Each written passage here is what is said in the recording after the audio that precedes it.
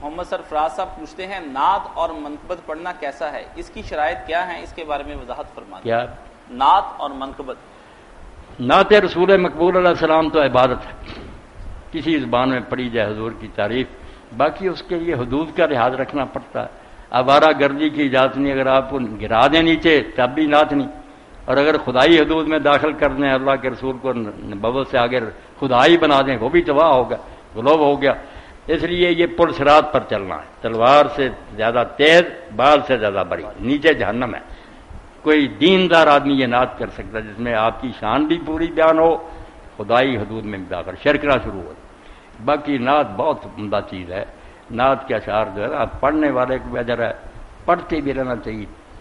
اگر کسی اچھے شاعر کے اشعار اور آدمی پڑھے تو حضور سے محبت جو ہے نا پختہ ہوتی ہے، اور اس محبت پر ہی دین کی بنیاد،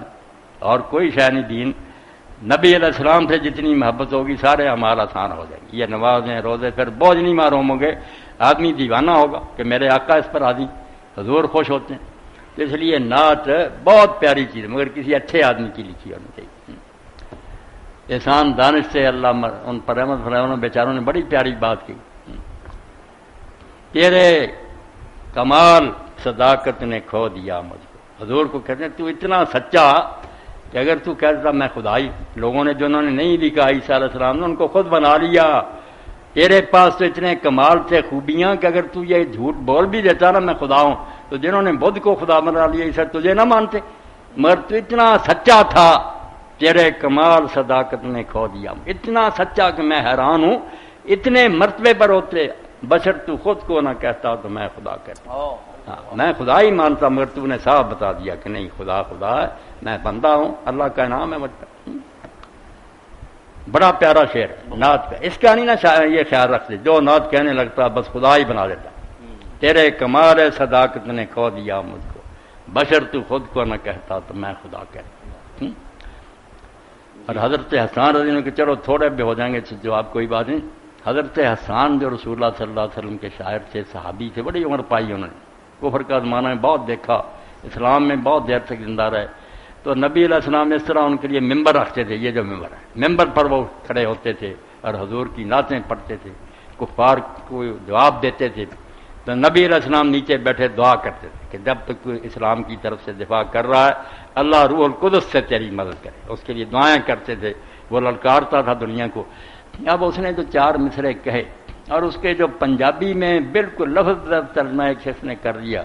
میں اس پر بھی حیران کہ لفظ کے ساتھ لفظ حضرت حسان نے کہا واحسن من کلم ترے، واحسن من کلم ترکت عینی واجمل من کلم تلد النساء،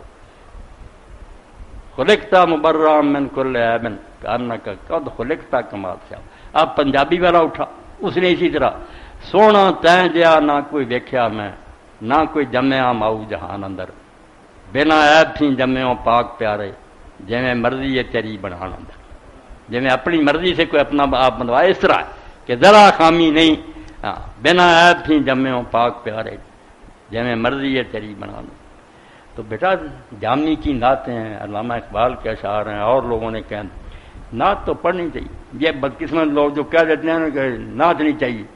آپ جب شعر پڑھتے ہیں نا علامہ اقبال کے تو اپنے ہی ہیں، کبھی صحیح نہیں پڑھتے، ان کا وزن ہی درست نہیں ہوتا، شعر کسی طرح کا ہوگا، غلط ذوق ہی نہیں ان کا، خشک لوگ ہیں، ایسا نہیں ہونا چاہیے، محبت ہونی چاہیے۔ اللہ اکبر۔